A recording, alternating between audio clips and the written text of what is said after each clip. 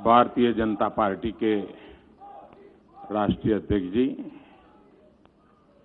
मंच पर विराजमान पार्टी के सभी वरिष्ठ नेतागण और मीडिया के सब साथियों, सबसे पहले तो हमारे पूर्व के वक्ताओं ने जो बातें रखी है उस सब के नीचे मैं अपना सिग्नेचर कर देता हूं।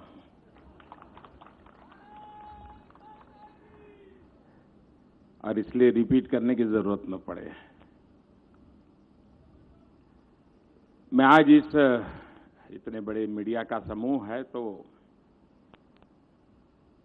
आपका भी और देशवासियों का गत 5 वर्ष में जो सहयोग मिला, समर्थन मिला, और ये जन सहयोग का ही कारण है कि हम इस कार्य को सफलतापूर्वक कर पाए। और इसके लिए मैं देशवासियों का, आप सबका हृदय से बहुत बहुत आभार व्यक्त करता हूं।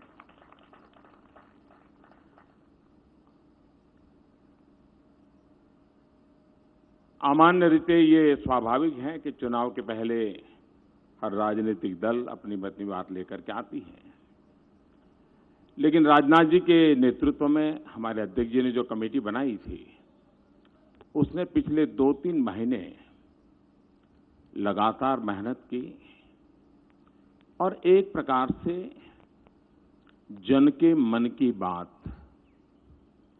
उनकी आशा, अपेक्षा, आकांक्षाओं को सुनना, समझना और एक डॉक्यूमेंट में भले सब कुछ ना आ जाए लेकिन उसकी मूलभूत बातों को पकड़ करके आगे चलने का ये जो मेहनत की इस टीम ने, मैं इस टीम को हृदय से बहुत बहुत बधाई देता हूं। शायद हिंदुस्तान में पहली बार इतनी बड़ी मात्रा में सरकार किन बातों को लेकर के आगे काम करे, जनता को इतनी बड़ी मात्रा में विचार विमर्श हुआ है, ये हिंदुस्तान के इतिहास में पहली बार हुआ है। और ये लोकतंत्र का ट्रू स्पिरिट है और उसको हमने आगे बढ़ाने का प्रयास किया है। आपने देखा होगा कि मैनिफेस्टो में 3 प्रमुख बातों का उल्लेख किया गया है।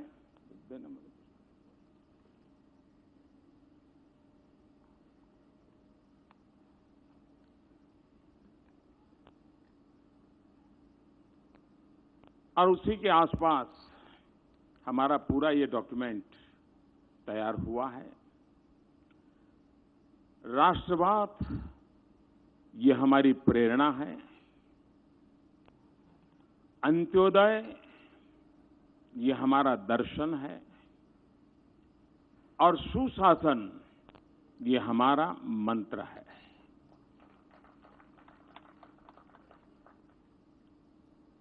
इस पूरी रचना जो है उसमें एक आमतौर पर ये मैनिफेस्टो 2024 के लिए है, लेकिन देश की जनता हमारा हिसाब ढंग से मांग सके, इसलिए पहली बार हमने साहस किया है कि इंटरिम भी हमारा हिसाब लिया जाए। और वो है 2022 आजादी के 75 साल होंगे, तब तक हमने देश के महापुरुषों ने जिन सपनों को लेकर के आजादी का जंग किया था, आजादी के लिए बलिदान दिए थे, जब आजादी के 75 साल होंगे तब हम उनके सपनों का भारत समर्पित करने की दिशा में कुछ अहम काम कर लें, पूरा कर लें। इस उद्देश्य से 75 वर्ष 75 लक्ष्य ये हमने तय किए हैं। 75 निश्चित कदम हमने तय किए हैं। ये अपने आप में टाइम बाउंड, वेल डिफाइंड शायद ही कोई घोषणा पत्र में या संकल्प पत्र में आप पहली बार देख पाते होंगे। उसी साथ साथ हम जब इस मैनिफेस्टो को लेकर के आए हैं तो साफ है हमारे मन में, वन मिशन वन डायरेक्शन। हम देश को समृद्ध बनाने के लिए, सामान्य मानवीय के सशक्तिकरण को लेकर के, जन भागीदारी को बढ़ाते हुए, लोकतांत्रिक मूल्यों को महात्म्य देते हुए, और सरकार की सबसे बड़ी कसौटी ये नहीं होती है कि आपने क्या किया, सरकार की सबसे बड़ी कसौटी है लास्ट माइल डिलीवरी की। और इसलिए वन मिशन वन डायरेक्शन लेकर के हम आगे बढ़ना का हमारा निर्धारित मंत्र है। उसी प्रकार से हमारे समाज में विविधताएं हैं, भाषा की विविधता है, जीवन स्तर की भी विविधता है, शिक्षा में भी विविधता है, जीवन शैली में भी विशेषता है। और इसलिए एक ही डंडे से सबको हाँका नहीं जा सकता, और इसलिए विकास को हमने मल्टी लेयर बनाने की दिशा में, इसमें हमने समाहित करने की पूरी कोशिश की है। गांव हो, शहर हो, अगड़ा हो, पिछड़ा हो, दलित हो, पीड़ित हो, शोषित हो, वंचित हो, आदिवासी हो, पुरुष हो, महिला हो, नौजवान हो, सीनियर सिटीजन हो, हर एक को एक प्रकार से मल्टी लेयर हमने इसकी सबको एड्रेस करने की कोशिश की है। दूसरा हमने प्रयास किया है मल्टी डायमेंशनल, जैसी जहां आवश्यकता उस प्रकार से हम आगे बढ़ना चाहते हैं। एक ही खांचे में, एक ही सांचे में, एक ही ढांचे में चीजों को समाहित करके हम परिणाम नहीं ला सकते हैं। राजनीति चल सकती है, लेकिन देश नीति चलाने के लिए, देश को आगे बढ़ाने के लिए हमने मल्टी डायमेंशनल लेवल पे काम करना होता है। उसको हमने इसमें लेने का पूरा प्रयास किया है। अब जैसे उदाहरण के लिए, आने वाले दिनों में भारत के सामने जो कुछ कठिनाइयां नजर आ रही है, जैसे पानी, खास करके मैं आज जब तमिलनाडु की गहराई में जाता हूं तो ध्यान में आता है कि आने वाले दिन कितने संकट वाले जा सकते हैं। राजस्थान, गुजरात जैसे प्रदेश सदियों से पानी के अभाव में जिए हैं, उन्होंने अपने रास्ते खोजे हैं, लेकिन आज भी देश के कई प्रदेश हैं, उनके लिए भारत सरकार ने गंभीरता से सोच करके समस्याओं का समाधान करना होगा और एक लंबी योजना से करना होगा। और इसलिए हमने सोचा है कि देश में पहली बार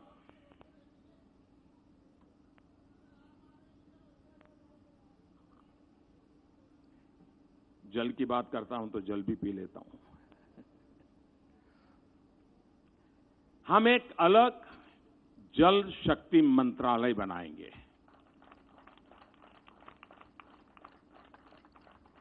हमने इस बजट में मछुआरों के लिए, और कोस्टल एरिया में ही मछुआरे भाई बहन ऐसा नहीं है, हमारे देश की नदी तट की संस्कृति में मछुआरे एक बहुत बड़ी इकोनॉमिकल एक्टिविटी का माध्यम रहे हैं।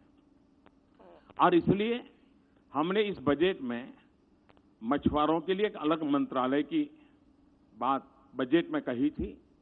हम आने वाले दिनों में जल शक्ति एक अलग मंत्रालय बनाएंगे।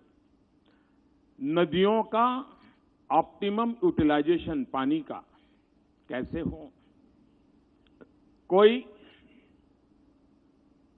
हैंडपंप लगाए और चुनाव जीत जाते थे, वो एक जमाना था, लेकिन अब माताओं बहनों को पानी की दिक्कत से मुक्त करके नल से जल कैसे पहुंचाए, इस पर हम काम करना चाहते हैं। हम पानी के संबंध में एक स्पेशल टास्क फोर्स, एक मिशन मोड में रचना करके उसका हम एक बहुत बड़ा बल देकर के काम करना चाहते हैं। और खास करके मैं तो तमिलनाडु के लोगों से मिला था, ये विचार हमारे मन में कई छोटे छोटे इलाकों से दूर सुदूर लोगों ने हमें जो मन की बात भेजी इसमें आया है, और उसको लेकर के हमने इसका महात्म्य समझा है और उसको हम आगे ले जाना चाहते हैं। हम लोगों ने 2014 से 2019 हमारे सारे कामों को देखेंगे। ये बात सही है कि कोई भी सरकार होती है, बहुत लोगों को बुरा लगता है क्योंकि उससे कुछ लोगों के जो मूल एजेंडा है उसको तकलीफ होती है, लेकिन ये सही है कि गई बती हुई सरकार और हमारी सरकार का मूल्यांकन तथ्यों के आधार पर होना चाहिए। और 2014 से 19 अगर एक शब्द में कहना है तो हमारे सभी कार्यों की रचना के मूल में सामान्य मानवीय की जो आवश्यकता है उसको एड्रेस करें। हमारे सारे कामों को उसको हमने बल दिया, लेकिन देश जिस उमंग और उत्साह के साथ सपनों के साथ चल पड़ा है, जो काम 50, 55, 60 के कालखंड में होना चाहिए था, वो मुझे 2014 से 19 के बीच में करना पड़ा है। लेकिन उसके अनुभव के आधार पर, उस सफलता के आधार पर इस बार हमने पहले आवश्यकताओं को ध्यान में रख करके शासन चलाया, अब सामान्य मानवीय की आकांक्षाओं को लेकर के हम क्या कर सकते हैं उसको घोषणा पत्र में लेके आए हैं। आवश्यकताओं की पूर्ति अपने आप नई नई आकांक्षाएं जगाती है। आपने देखा होगा, हमने एक हिंदुस्तान का पूरा मैपिंग किया सब डिस्ट्रिक्ट का, और देश में करीब 150 डिस्ट्रिक्ट ऐसे निकाले कि जहां मिनिमम कुछ चीजों पर और बल देने की आवश्यकता है। हमने एस्पिरेशनल डिस्ट्रिक्ट एक स्ट्रेटेजी वर्कआउट की, हमने उसको काम किया। हमने तय किया कि पश्चिम भारत और पूर्वी भारत दोनों बराबरी कैसे करें, पूर्वी भारत को बल कैसे दे, और उसमें हम काफी कुछ आवश्यकताओं को एड्रेस कर पाए हैं। अब आकांक्षाओं को एड्रेस करने की दिशा में हम आगे बढ़ना चाहते हैं। तो एक समग्रतया भारत के विकास को लेकर के हम आगे बढ़ने के लिए चल जाएं। एक और हमने विषय लिया है, आजादी का आंदोलन। देश में सैकड़ों साल की गुलामी के दरमियान कोई वर्ष ऐसा नहीं रहा है हिंदुस्तान का कोई न कोई कोना आजादी के लिए लड़ाई लड़ता रहा है। सैकड़ों सालों तक हर वर्ष कहीं न कहीं बलिदानियों की परंपरा रही है। लेकिन आजादी को जब महात्मा गांधी ने जन आंदोलन बना दिया तो उसने बहुत बड़ी ताकत पाई। जैसे आजादी पाने में जन आंदोलन एक बहुत बड़ा सशक्त माध्यम बना। कोई रेंटियां काटता है तो आजादी के लिए, कोई प्रौढ़ शिक्षा करता है तो आजादी के लिए, कोई सफाई करता है तो आजादी के लिए, कोई शिक्षक का नाम काम करता है आजादी के लिए, कोई खादी के कपड़े पहनता है। गांधी जी ने उसको बहुत बड़ा एक व्यापक रूप दे दिया था। भारत को भी विकास के लिए विकास को जन आंदोलन बनाना। और एक सफल प्रयोग आप देख सकते हैं, स्वच्छता। हमारे देश में पहले हम गंदगी की चर्चा करते थे, गंदगी के विषय में हर बार खबरें भी आती थी, बातें भी आते थे, सब होता था। लेकिन पिछले 5 साल में स्वच्छता की चर्चा हो रही है। इसका मतलब ये नहीं कि गंदगी खत्म हो गई थी, लेकिन स्वच्छता की चर्चा करते करते हमने गंदगी को एड्रेस किया। यानी पॉजिटिव थिंकिंग को बढ़ाते बढ़ाते नेगेटिविटी को खत्म किया। और इसमें मुझे देश के सभी मीडिया हाउस की मदद मिली। मैं आज उनका आभार व्यक्त करना चाहता हूं। देश की युवा पीढ़ी की मदद मिली और वो जन आंदोलन बन गया। स्वच्छता के लिए कोई सरकार अपने खाते में सफलता का दावा नहीं कर सकती है। जन आंदोलन बना। जब जन आंदोलन बनता है तो कितनी बड़ी सफलता मिलती है। और इसलिए हम विकास को जन आंदोलन बनाने की दिशा में केंद्रस्थ विचार लेकर के चलना चाहते हैं। ये भी सही है कि आखिरकार गरीबी से लड़ना है तो 50 साल के सारे प्रयोगों ने बताया है कि दिल्ली के एयर कंडीशन में बैठे हुए लोग गरीबी को परास्त नहीं कर सकते हैं। हम लोग भी एयर कंडीशन कमरों में बैठते हैं, इसलिए मैं कोई किसी और के लिए नहीं कह रहा हूं। गरीब ही गरीबी को परास्त कर सकता है, यह हमारा मंत्र है।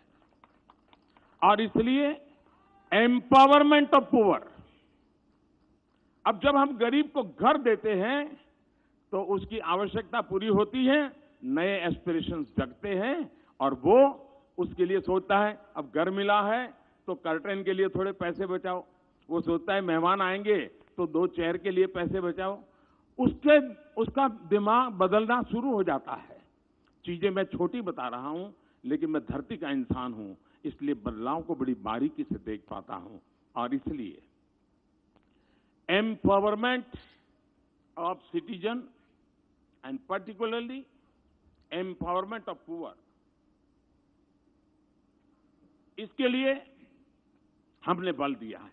दूसरा, हमारे देश में एक सोच बनाई दी गई कि भाई जनता को कुछ भी दो कम पड़ता है, जनता को कुछ भी दो कम पड़ता है। ये मैं समझता हूं कि देशवासियों का अपमान है। हमारा देश ऐसा नहीं है। एक बार लाल किले से मैंने कहा था कि जो संभव हो अपनी गैस सब्सिडी क्यों नहीं छोड़ते हैं, और मेरा देश गर्व के साथ कह सकता है 1.25 करोड़ से ज्यादा परिवारों ने गैस सब्सिडी छोड़ दी। हमने रेलवे के रिजर्वेशन के फॉर्म में लिखा था कि आप सीनियर सिटीजन हैं, आप रेलवे यात्रा में कुछ भी पाने के हकदार हैं, सब्सिडी पाने के हकदार हैं, लेकिन अगर आपकी आर्थिक स्थिति ऐसी है कि जरूरत नहीं है तो आप इसको छोड़ सके तो अच्छा होगा। छोटा सा वाक्य उस रिजर्वेशन फॉर्म में लिखा है। आप हैरान हो जाएंगे, मेरे देश के 50 लाख से ज्यादा सीनियर सिटीजन ने सब्सिडी लेने से मना कर दिया और पूरी टिकट से ट्रैवलिंग किया। देश के अंदर ये जो ताकत है, हम उसको एड्रेस करना चाहते हैं, हम इसको बल देना चाहते हैं, हम नागरिक पे भरोसा करना चाहते हैं। हम नागरिक के ये जो, क्योंकि हम ही देश बनाना चाहते नहीं है, हिंदुस्तान के 130 करोड़ लोग भी देश को बड़ा बनाना चाहते हैं। और इसलिए हमने हमारी सारी योजनाओं में नागरिकों की शक्ति है, उस शक्ति को हमारे विकास का आधार मानने का ये इस पत्र में हमारे कार्यक्रमों की रचना के केंद्र बिंदु में दिखेगा। हमारे देश में भ्रष्टाचार की चर्चा बहुत हुई है। शासकीय व्यवस्था में भ्रष्टाचार को कंट्रोल करने में हमने बहुत सफलता पाई है। Good governance, easy governance, transparent governance, accountable governance, responsible governance, इन सारी बातों को बल देते हुए शासन व्यवस्था में हमने कई रिफॉर्म्स किए हैं। हमने कई अधिकार बहुत नीचे तक हमने दे दिए हैं ताकि अकाउंटेबिलिटी बढ़ रही है। लेकिन टेक्नोलॉजी ने बहुत बड़ी मदद की है ट्रांसपेरेंसी में। चाहे जनधन, आधार, मोबाइल वाला हमारा जैम योजना हो या ई मार्केटिंग का हमारा प्रयास हो, बहुत बड़ा सफलता मिली है। इस चीजों को हम नीचे तक परकोलेट करना चाहते हैं और उसको हम आगे बढ़ाना चाहते हैं। किसान के लिए पेंशन की बात हो, खेत मजदूर के लिए पेंशन, इस एक बहुत बड़े कदम की ओर हम आगे बढ़ रहे हैं ताकि वो एक एश्योर्ड जिंदगी जीने के लिए, अपने परिवार के साथ काम करने के लिए सफलता से आगे बढ़ेगा। ऐसे अनेक विषयों की चर्चा आज यहां पर हमारे साथियों ने की है, लेकिन मैंने पहले ही कहा, सभी क्षेत्रों में जब हम बात कर रहे हैं तब ये हमारा संकल्प पत्र, ये सुशासन पत्र भी है, ये हमारा संकल्प पत्र राष्ट्र की सुरक्षा का पत्र भी है, ये हमारा संकल्प पत्र राष्ट्र की समृद्धि का भी पत्र है। इन सारी बातों के साथ आपको याद होगा कि हम 90 के दशक में बार बार सुनते थे 21वीं सदी आ रही है, 21वीं सदी आ रही है, लेकिन देश को उसके लिए तैयार करने में हमने मौका गंवा दिया। 21वीं सदी एक नारा बन गया, चुनाव में बोला जाता था, चर्चा होती थी। 21वीं सदी में तो हम 2 दशक तो पार करने की पहुंच गए हैं। 2022 आजादी के 75 साल है और कुछ ऐसे ऐतिहासिक पल होते हैं जो प्रेरणा के लिए बहुत बड़ी ताकत रखते हैं। अगर गांधी 150 तो अपने आप में स्वच्छता के लिए एक प्रेरणा का कारण बन सकते हैं।